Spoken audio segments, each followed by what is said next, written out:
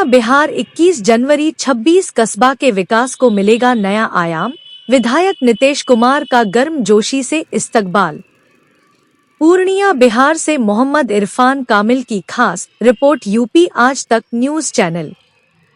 पूर्णिया बिहार कस्बा प्रखंड के सभाकर में पंचायत समिति की एक महत्वपूर्ण बैठक हुई, जिसकी अध्यक्षता प्रखंड प्रमुख बीवी सनोवर ने की। बैठक में मुख्य अतिथि के तौर पर कस्बा के विधायक नीतीश कुमार सिंह मौजूद थे।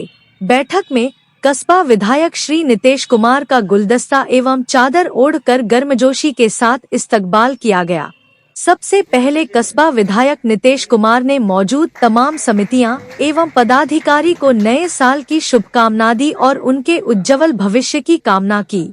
आजा बैठक के समाप्ति के बाद विधायक नीतीश कुमार सिंह ने कहा कि बैठक में कस्बा के विकास को लेकर काफी चर्चा हुई। विधायक ने कहा कि बैठक में बिजली, स्वास्थ्य, सड़क, पुल पुलिया जैसे महत्वपूर्ण मुद्दों पर चर्चा हुई। उन्होंने कहा कि कस्बा के विकास के लिए हर 90 दिन पर एक पंचायत समिति की बैठक होनी चाहिए, ताकि विकास के कार्यों को गति दी जा सके। इससे पंचायत स्तर पर विकास की योजनाओं की समीक्षा की जा सकेगी और लोगों की समस्याओं का समाधान किया जा सकेगा। बैठक में कस्बा प्रखंड के सभी 13 समिति के सदस्यों ने भाग लिया। बैठक में प्रखंड विकास पदाधिकारी, अंचल पदाधिकारी एवं अन्य पदाधिकारी उपस्थित थे। विधायक नीतीश कुमार सिंह के इस प्रस्ताव का सभी सदस्यों ने समर्थन किया। विधायक नीतीश कुमार सिंह ने कहा कि वे कस्बा के विकास के लिए हमेशा प्रतिबद्ध हैं और इस दिशा में काम करते रहेंगे। उन्होंने कहा कि कस्बा के लोगों की समस्याओं का समाधान करना उनकी प्राथमिकता है और वे इसके लिए हमेशा तैयार हैं। उन्होंने कहा कि कस्बा के विकास के लिए वे हर संभव प्रयास करेंगे और लोगों के सहयोग की अपेक्षा करते हैं। विधायक ने कहा कि कस्बा में कई विकास के कार्य चल रहे हैं और कई नए कार्यों की शुरुआत जल्द ही की जाएगी। उन्होंने कहा कि कस्बा के लोगों को बेहतर स्वास्थ्य सेवाएं प्रदान करने के लिए नए स्वास्थ्य के विकास को लेके उस मुद्दे पे चर्चा हुई। जितने भी डिपार्टमेंट्स हैं, चाहे बिजली से रिलेटेड समस्याएं हो, जीविका से रिलेटेड हो, डिस्ट्रीब्यूशन से रिलेटेड हो, स्वास्थ्य से रिलेटेड हो, उनसे रिलेटेड जितने ही समस्याएं उस पर डिस्कशन हुआ। मुख्यतः कौन मुद्दा छाया रहा, ये पर ज्यादा फोकस रहा? मुख्यतः अगर पूछेंगे तो एक मेरा ऐसा मानना है, अगर एक विधायक के तौर पे, तो मैं तो चाहता हूँ हर जनप्रतिनिधि हर बैठक में पार्टिसिपेट हो और जो जनता की समस्या है उसको बैठक में डिस्कस करे कंसर्न डिपार्टमेंट से और उसके समाधान के लिए प्रयास करते रहें।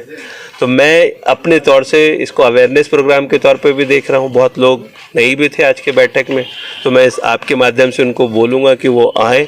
और ये जो बैठक साल में होती है या साल में 2 बार होती है, हमने ये रिक्वेस्ट किया है प्रमुख साहिबा से भी कि कस्बा के विकास के लिए इसको हम लोग जो नियमावली है कि 90 दिन में करना चाहिए उसको करें। और बहुत सारी ऐसी समस्या थी जो बातचीत से सॉल्व हुई, डिपार्टमेंट को पता नहीं था, उनको बताने से उसको लेके जो कार्य करने हैं वो आगे करेंगे।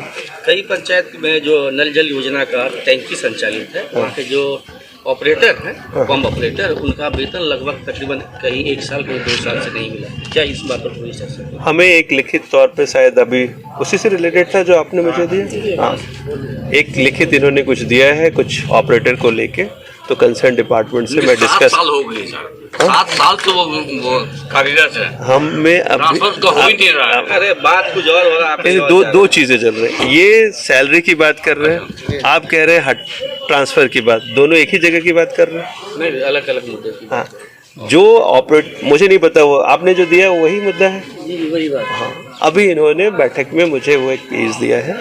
अब मैं प्रॉब्लम को पहले समझता हूँ कि कहाँ गाड़ी अटकी हुई है, अगले बैठक से पहले वो समाधान लाने की कोशिश करूँगा। क्योंकि विधायक एक बात इसमें सामने आई कि भमरा लगन पंचायत, वहाँ टोटल 16 वार्ड, 1 से लेकर 6 वार्डों का भुगतान नहीं हो रहा है, लेकिन 7 से लेकर 16 वार्डों के जो पंप ऑपरेटर उसका भुगतान हो रहा है, क्योंकि दोनों के ठेकेदार अलग अलग। मामला यहाँ पहुँच रहा है। अच्छा, अब ये मुद्दा जैसे जल नल योजना वाले PHED के अंडर में आना चाहिए था, तो वो हम लोग उस समय उठाए नहीं।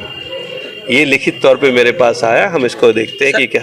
राशन कार्ड को लेकर यानी पब्लिक इतना परेशान है, 2-2 साल ये हो जाता है, यहाँ से तो पास हो जाते हैं लेकिन पूर्णिया से पास नहीं कर पाते।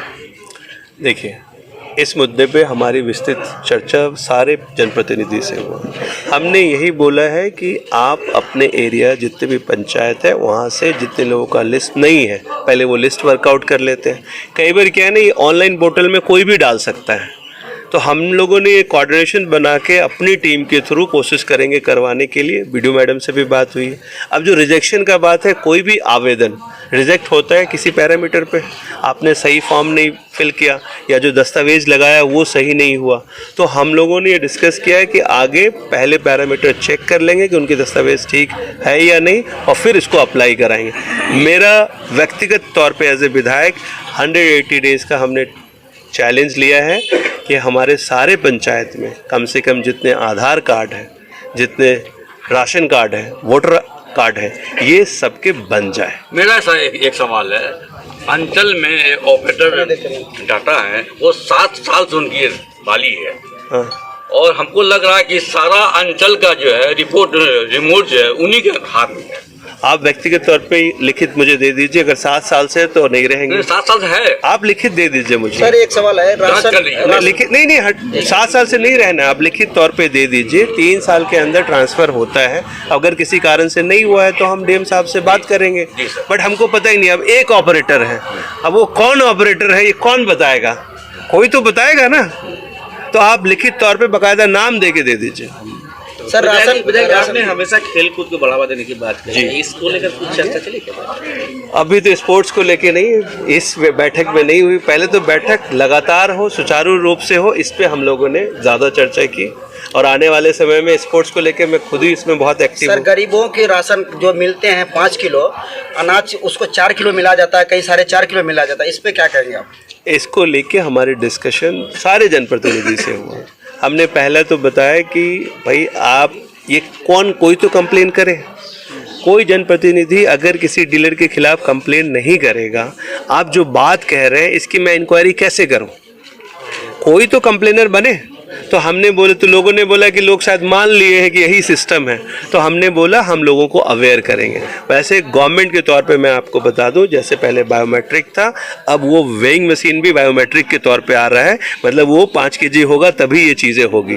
तो सरकार अपने तरफ से जो कर सकता है वो कर रहे हैं एडवांस, लेकिन हम लोगों की भी एक मोरल रिस्पॉन्सिबिलिटी है कि आरोप लगाने के बजाय लिखित शिकायत करें।